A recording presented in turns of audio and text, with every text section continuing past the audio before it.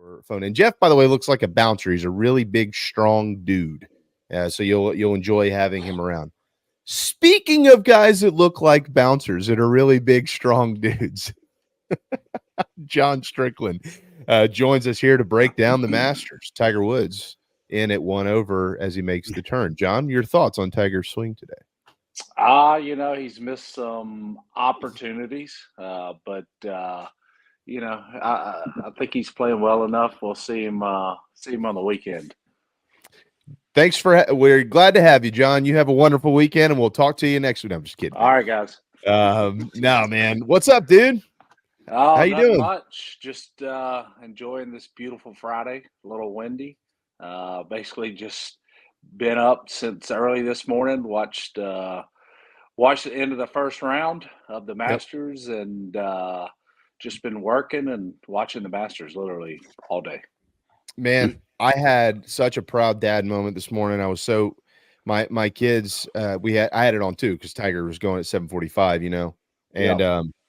And my kids said, "Dad, you have golf on again?" And I said, "Yep." And they're like, "Can we stay home and watch golf with you?" And I was like, "Ooh, now wait a second here. If I didn't have Strickland on today and Stephen Panis and Meredith Taylor, I might call JC and Phil. My 5-year-old girls want to watch golf with Dad. Like, that's rare, I might have to take them up on this." But I sent them to school. So yep, the joys of working from home.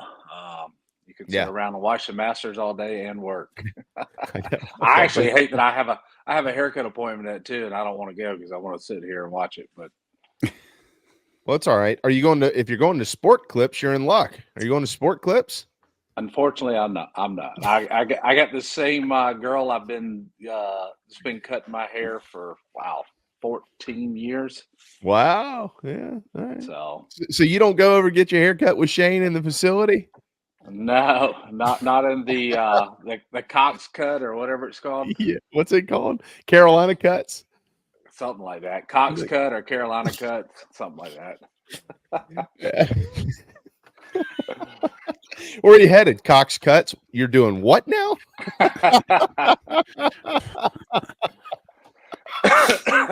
Oh man. So these guys, John, they're as much as the players love football. I mean, you went through 4 spring practices, and sometimes it's all right, let's start winding this thing down. They got about a week to go, and then they'll run out there and play. Have you had a chance to get over and see them? Yeah, I was there yesterday. Luckily, that's what's cool. That's what's cool about Beamer is he lets us former players come over, pretty much whenever you want. And then yesterday, he just invited a bunch of us players to come over to practice. So was there yesterday morning for literally the entire practice. So what'd you think? I think our defense is looking really good. Basically, I'm not going to give too much away here, but you got a bunch of guys who are injured in the backfield at running back, wide receiver. You're still working out. You're starting 5 guys that you want to put in on the offensive line.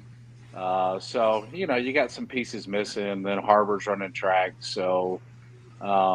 But the defense is just about full go, with the exception of just a guy or two. So, and then in spring practice, the defense is always so much further ahead of the offense. It's really not even fair. So there's kind of 2 ways of looking at that. All right, we mentioned you yesterday. I'm gonna let you do all the talking here. So the offensive line is first of all, they do have a bunch of good players, and most of the guys I think that I would say are the most talented based on what I know, John, are younger guys, although they've certainly got some transfers we haven't gotten our eyes on. So you've got John Strickland, all SEC offensive lineman. You know these positions inside and out. You know what it takes to have 5 guys working as one.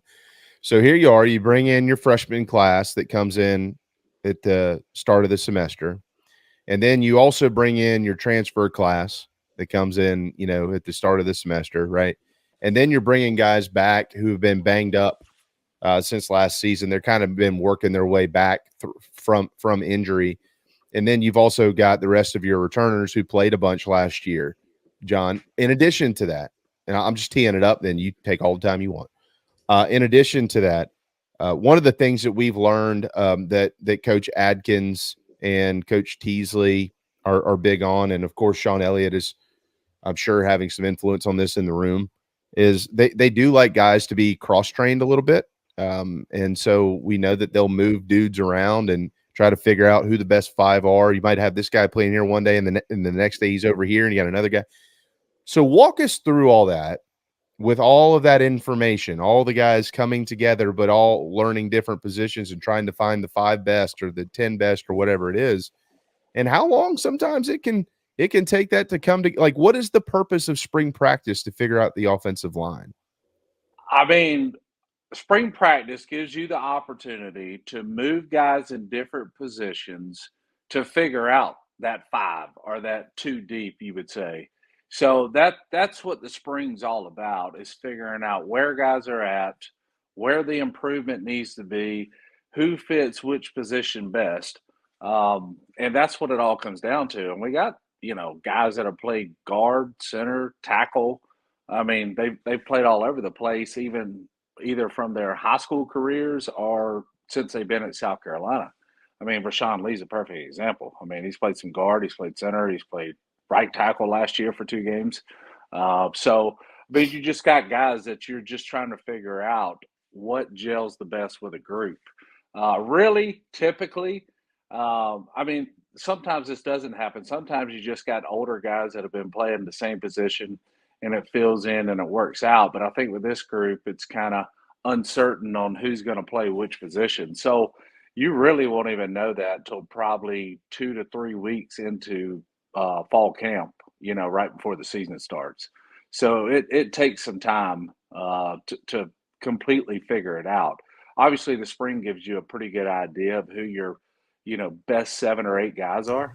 And then you just got to figure out which ones are going to be your starting 5, which will not happen until probably 2 weeks typically before the season starts, unless early in camp you just feel like you got these 5 guys that just gel together so good. Love that response. You made me feel kind of smart because we talked about some of that yesterday. JC, I know you got a question. Go ahead. D-line, my favorite line of scrimmage. Well, how do you think maybe it compares? Boo. You don't like the defensive line?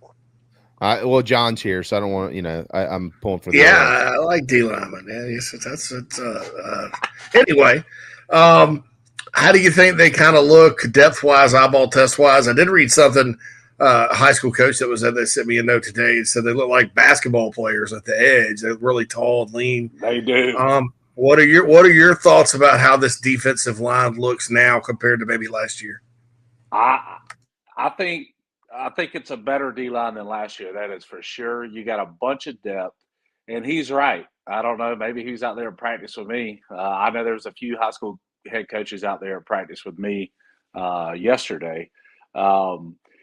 They do look like big, thick, small forwards. Okay, they all look about 6'5" to 6'6", very athletic-looking guys, and I was impressed with all of them. I'll tell you what, Dylan Stewart made a few plays yesterday. The kid's the real deal. I mean, he is a athlete.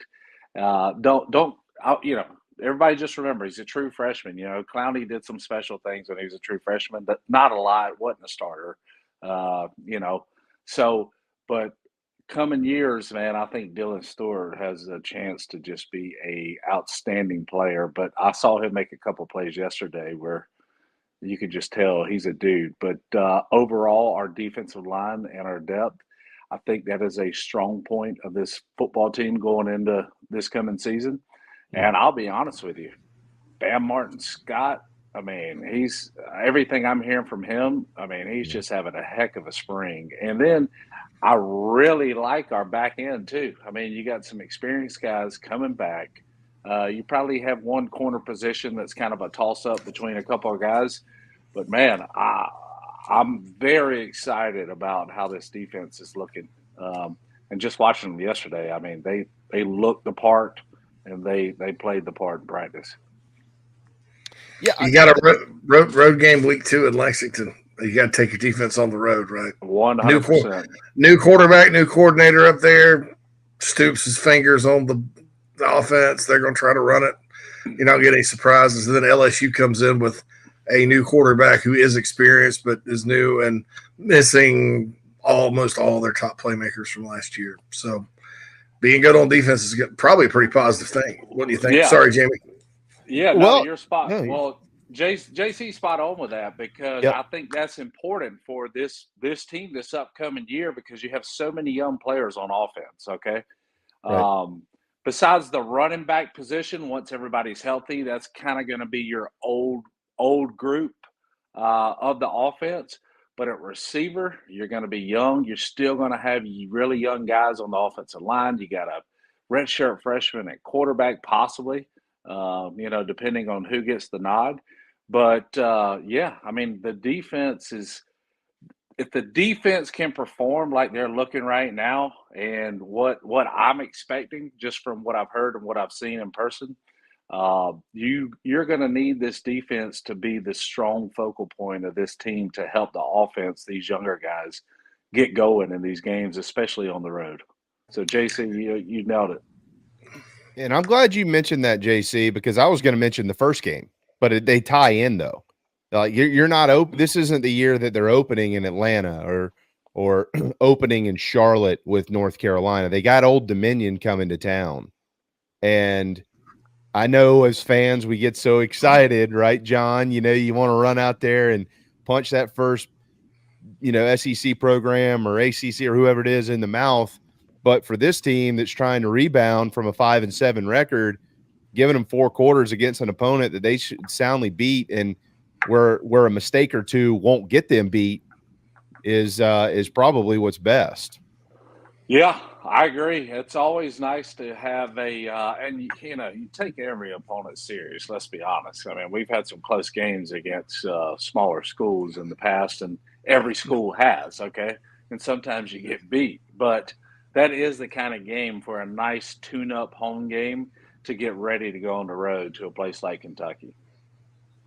Good, JC. I know you're chomping at the bit there.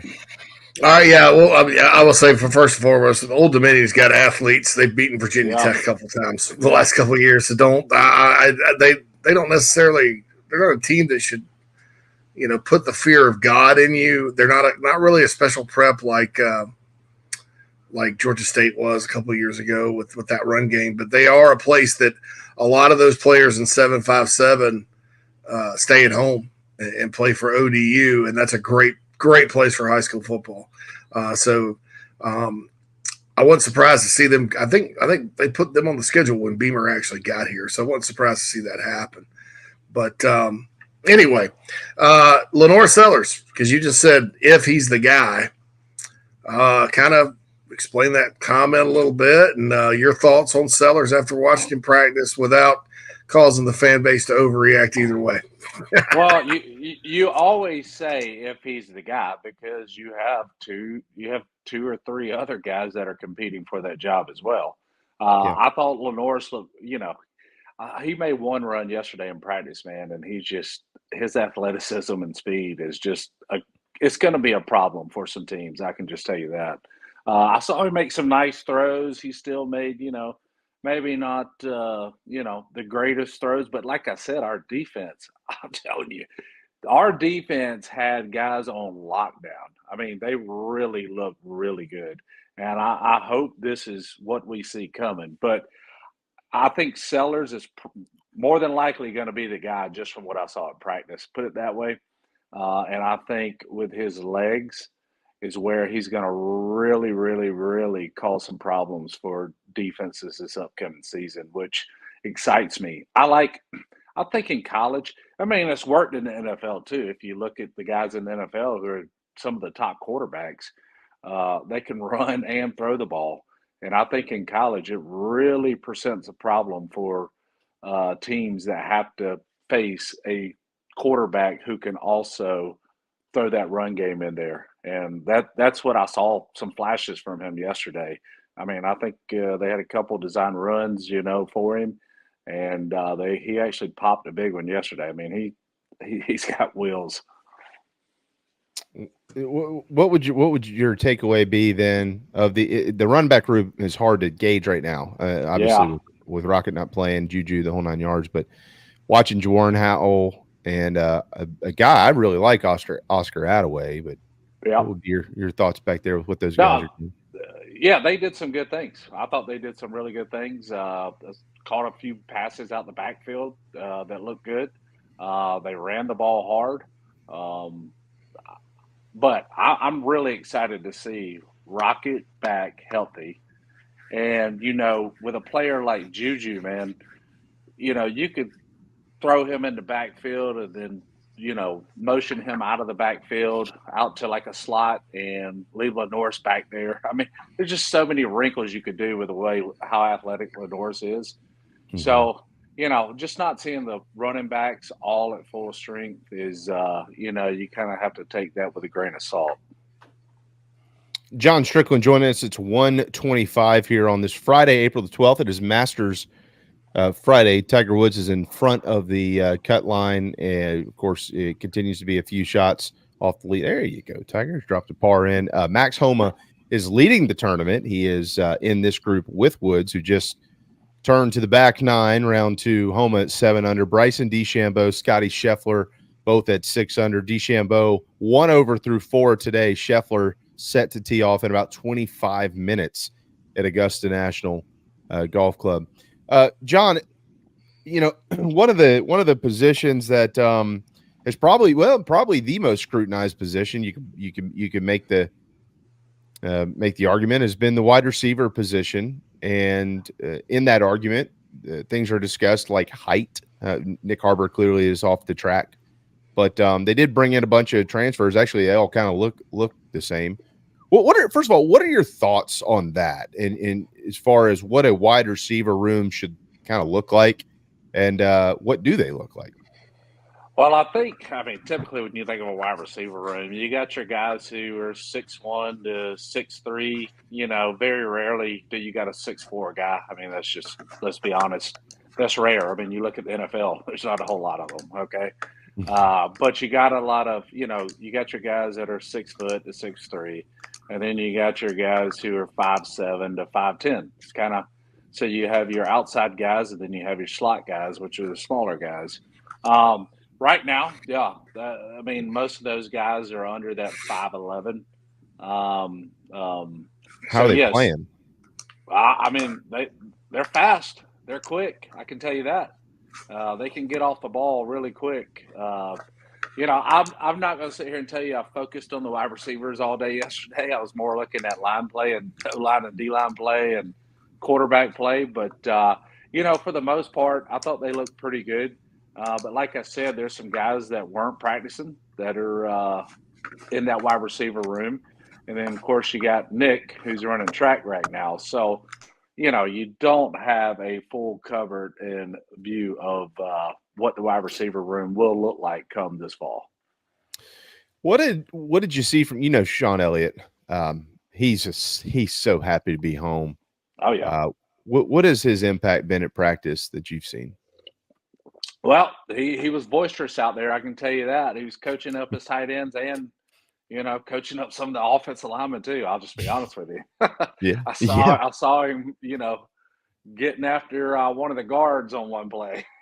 So offensive line's his love. That's what he loves. So yeah, I think Sean's obviously a great addition. I tapped him on the back yesterday and got to talk to him for a second or two, just tell him hello, because I hadn't seen him since he's been back here coaching. And but man, he's Sean Elliott, and if you know what I mean, if you know, you know. Yeah, dude.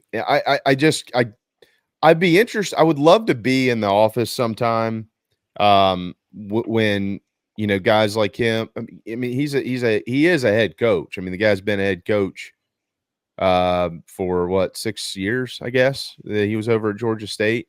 Yeah. And that's, I'm not saying this in a bad way to Coach Beamer. I don't mean it like that at all. And he would know that. But it's always good to have somebody who has been in his seat in that locker room, right, John? But but is not necessarily like striving to be in that seat again, or fighting to be, you know what I mean? Like but they're able to be such an asset and in his corner because they've been through the same thing, or at least very similar type things. I'd love to listen in on some of those conversations. Yeah, I mean, it's just like in anything. When you have somebody else on your team, whether it's business or whatever, that's already been in this seat that you're sitting in, it's going to help you. Okay. It just is. And I think that's a great thing for Coach Beamer to have Coach Elliott on this coaching staff. You know, Shane's what, 3 years now head coach, and you know, Elliott's, you know, done it twice as long as Beamer has. And Sean Elliott's been around the game of football a long time. So it's a great thing for Beamer to have something like that in his pocket, you know? Yeah. And they both feel the same way about the school too, Yeah. you know? Oh like, yeah. They both get it. love South Carolina. I mean, listen, there's Beamer loves this place. I'll just tell you. I mean, you could just see it yesterday in practice. I mean, you talk about Elliott being intense. I mean, Beamer's out there. Beamer's got a mic in his hand, so he's got speakers so everybody can hear him. Everybody can hear every word he says. And, you know, Beamer is a passionate guy, and he loves this university. He loves his job, and you can just see it out there on the field. Dude, we were talking to Coach Holbrook yesterday, and mentioned something about the Carolina-Florida series this weekend, and we were talking about atmospheres in the SEC and stuff like that. And I said, well, you know what Florida does have? They've got the HBC. And I asked Chad, I was like, you know, what was y'all's relationship like when you were at Carolina coaching the Gamecocks? And he was there because they of course know each other and would cross paths and all that. And he said, you know, it'd be kind of funny. You know, he'd get invited to spring practice. He'd go there and Coach Spurrier would be out there with his shirt off, you know, practicing his golf shot and, you know, an air golf swing. You know, well, you got to throw it better than that, Perry. You can't be pitching around like that. You got to throw it better than that. And then you get Muschamp, you know, who comes in with no days off, no Thanksgiving meals, blah, blah, blah. Where does Coach Beamer fit? Because you went from one end of the spectrum to the other, and you see him out. You've seen them all. So where does he fit? And bring Lou into this. Bring Lou into this. So Lou and Spurrier kind of similar, okay? In the way they, oh yeah, like Lou would kind of stand back, you know, let things happen, but he'd get on you when something good wasn't going on. But Lou brung his pitching wedge out to practice every day and would hit golf balls. Okay, so 100%. He had his pitching wedge in the back of his golf cart and a bag of balls every day out at practice. And now he'd hit balls from one corner of this end zone on this field to the other corner of the end zone on the other field.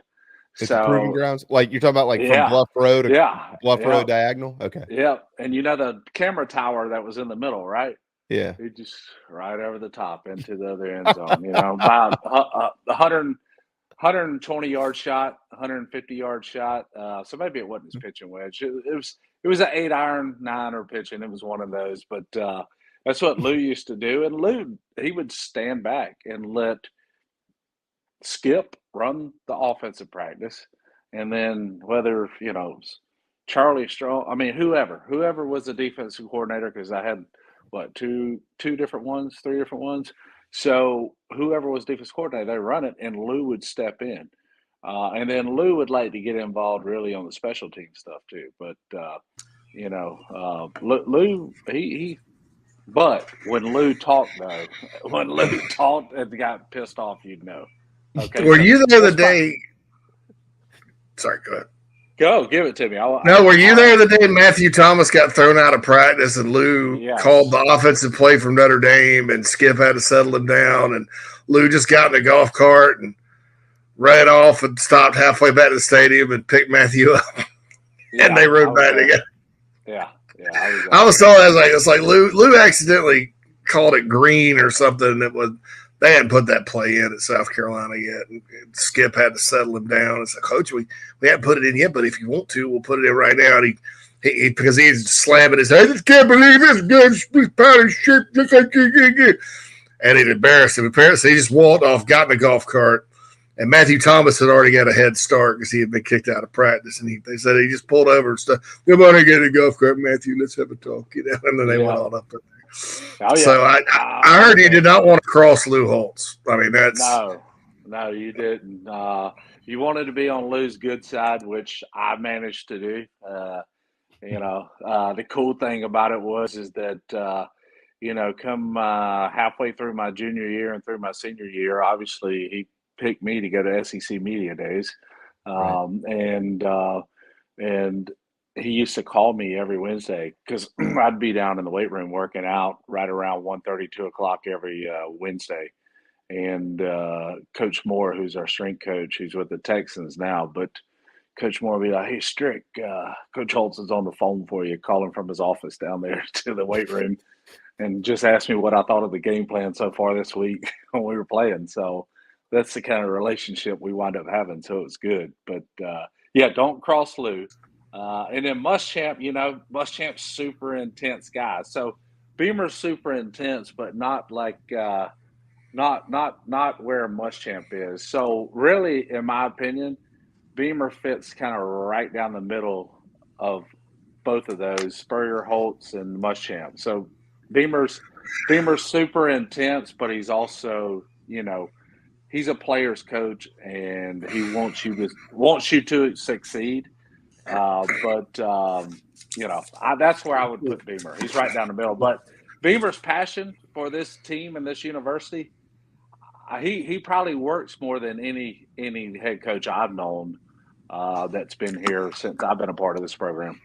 Yeah, we were talking to Stephen Panis earlier, and I think he said that that's the line of the life for Shane Beamer. He said, we all have 24 hours in a day, and somehow this dude manages to fit 48 into his. Yep. I 100% agree with that. Yeah, it's incredible. Yeah. Muschamp was just so like he used to call it in the arena. That dude, like when it came to ball, there was nobody more. It may have worked against him. I don't know. You'd have to ask him. Off the field, though, he's a pretty nice guy. I mean, anybody that knows him, talking about Will? Yeah, got along with Muschamp just fine, and in some cases better than he was more accessible than Steve Spurrier to a lot to Super guy. But that's just that's one of those things. But I think Beamer has found a nice happy medium with players coach intensity, that kind of thing. I think and I don't know how he gets everything in on his schedule. Especially the forward-facing public stuff that he does. He does more media than any coach in the history of South Carolina football. Which I like. I like that. Yeah, because you need your people out there. Yeah. You're the face of the program. So guess what? Your face needs to be out there talking and speaking and seeing people and letting people see you and recruits see you, high school coaches see you. I mean, that's just what it's all about. Shane was so good about that. I know we got to get you out of here in just a few minutes so you can get your haircut. I got about 5 minutes. You got me for 5 more minutes. I know when he first got here, just talking to some people who I don't need to say their names, but in guys in the program, they're like, he's so good about this. We're having to tell him, hey, you can actually tell people no, right? Like you don't have to say yes to everything. And he was like, nah, but it's cool. Like I enjoy doing it and I'll do it as long as it's not affecting me coaching. Yeah. He's phenomenal with that. One of the things that we'll talk about after the spring game, John, but I'll just get one last line from you on this. And then at post spring game, once we see, you're not going to learn a whole lot as we know in the spring game. If anybody's expecting to go out there and see the offense, you're not going to see the offense. No, defense is limited. You're going to run only so many different plays on offense. Go ahead. You're not going to see much. But one of the things I'll be interested to learn is how this offense, especially with new minds in the room working with Coach Loggins, how this offense will maybe shift a little bit going into the fall. Do you have any early thoughts on that and what the new staff is contributing to Coach Loggins? I'll tell you what, this offensive staff, I think I said it on here 3 or 4 weeks ago. To me, it's one of the best ones we've had in a long time. Wow. Just with all the minds you have on that staff and the experience and playing experience as former players. So I really like where we stand. You're really not going to get a true outlook and evaluation of this offense until about two weeks before the first game. And like I said, you're missing so many pieces right now in spring ball. So it doesn't really make it fair to pass judgment on it right now. So if you know football and let's just take last year. How many guys do we have out injured and missing? And we saw what happened, right? Mm-hmm. All right. So if you didn't have all those injuries last year, I guarantee you we win at least 7, maybe 9 games. All right. But so spring right now, you just have a bunch of key pieces that are not there in practice. So I think once we come fall time, and I'm going to get out there during fall too, about 3 or 4 weeks before the season, just see what's going on. Then you can really kind of evaluate on what this offense is really going to look like. Yeah, and they've certainly added some running backs. You're might want to use those guys. They've run it pretty well. Rocket Sanders could be the most significant guy that nobody's talking about if he can just get back to who he was before the injury last year. I mean, that's a huge piece of the puzzle. He's a thick guy. I stood beside him yesterday for a minute. Man, he's a big running back. How did he compare to you? Because you're what, 6? Well, you're not what you were, but you're still 6'4". Yeah, I'm 6'4". I think I weighed 279 this morning. So there you go. No, he's plenty smaller than me, but for a running back, he's a big guy. Yeah, they said I was worried when he weighed in at 242, but I went and found an interview with Sam Pittman, and they asked him about Rocket being 242, and he was like, "Well, to get any off of him, we'd have to use scissors and cut skin." He's like, "There's no, So he's kind of a freak like that. Yeah, but he's not Rocket to John. He's Bottle Rocket to John. Yeah, exactly. Hey, man, go get your hair did. Really appreciate the time. And, of course, I'm sure we'll be texting the next couple of days or whatever. I'd love to see you next weekend when I get up there. I'll be around. We'll be at a bunch of us former players got a thing up at Steve's place, Cox by 18, between 4 and 5:30, and then people can come out after 5:30. I think they still got some tickets for sale for an event over there with us former players. So that Friday night. Yeah, it's Friday night. It's at Danny Hill's place. Yeah, come on over there. Yeah, well, I'll be in town, brother. Jay, you might see. I'll be there Saturday. We've got a big T-ball game that morning at 8:30. I got to be here to coach. So you might see old JC Sherbert show up though. Just be prepared. Come on. Be prepared. Thank you, John. It's going to be over there, so come on out. But yeah, I'll be around for the spring game. Probably walking around. Probably go to Flint's for a little bit. Hang out. So yeah, he's an idiot, but that's for a whole nother day. It's a whole nother show. He called me at 11:30 last night. 11:30. I was asleep. I was like, Michael. So I'm going to call him tonight around midnight and see if he answers. See, I'm a night owl. I usually don't go to bed till 1, and then I wake up around 7. So I get my 6 hours of sleep in. Well, I will tell him to start calling you then, because it's Thursday night. Oh, he's done it before. Trust me. Hey, what up, man? Hey, what you doing? I'm like, it's 11:30 on a Wednesday night. What do you think I'm doing? Yeah. That's funny. Hey, dude. Later, man. Appreciate everything as always. Yeah, enjoy the Masters. That's what I plan on doing the rest of the afternoon. So hell yeah, all weekend. Can't wait.